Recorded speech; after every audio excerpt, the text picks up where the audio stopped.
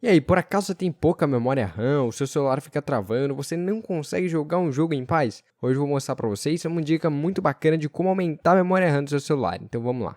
Bom pessoal, a memória RAM é justamente essa memória que a gente utiliza para processar os nossos aplicativos, os nossos jogos, mas infelizmente muitos celulares não têm memória RAM suficiente. Então um aplicativo que a gente pode utilizar para fazer isso, ele vai basicamente estar criando memória RAM utilizando a nossa memória interna. Então eu vou mostrar aqui para vocês, a minha memória interna hoje é cerca de 70%. Então eu tenho aqui mais ou menos 40 GB de memória interna do meu celular. E aí o que esse aplicativo vai fazer? Ele vai usar essa memória interna aqui para transformar essa memória em memória RAM. Assim que você entrar aqui no aplicativo, você vai cair nesse menu. Aqui você vai fazer o seguinte, você vai inserir a quantidade de memória RAM que você quer. Então, a memória RAM, 1 GB de memória RAM é 1024 megas. Então, se você quiser colocar 1 GB de memória RAM, você vai colocar aqui 1024.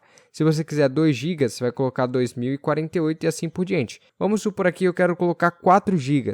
Então, eu vou colocar aqui 4096. E aí você vai clicar aqui nesse botão de criar swap. E aí ele fala aqui que depois de criar o arquivo vai ser consumido 4096 megas do meu celular. Eu vou clicar em sim.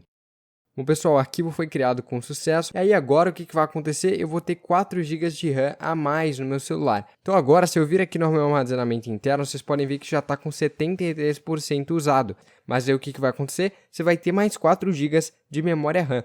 Mas caso, sei lá, você queira apagar, você pode clicar aqui em deletar swap e aí ele pode deletar para você. Outra coisa que você pode fazer é vir aqui em assistência do aparelho nas configurações, e aí ele vai mostrar aqui a sua memória RAM. Aí ele vai verificar toda a sua memória RAM e aí você pode limpar mais de 1 GB de memória RAM no meu caso aqui. E meu celular é da Samsung, pode ser que no seu seja diferente, mas a maioria dos celulares tem uma função para você limpar a memória RAM, tá? Então são várias formas aí para você ter mais memória RAM no seu celular. Espero ter te ajudado, esse foi o vídeo, até mais. Valeu, falou e tchau.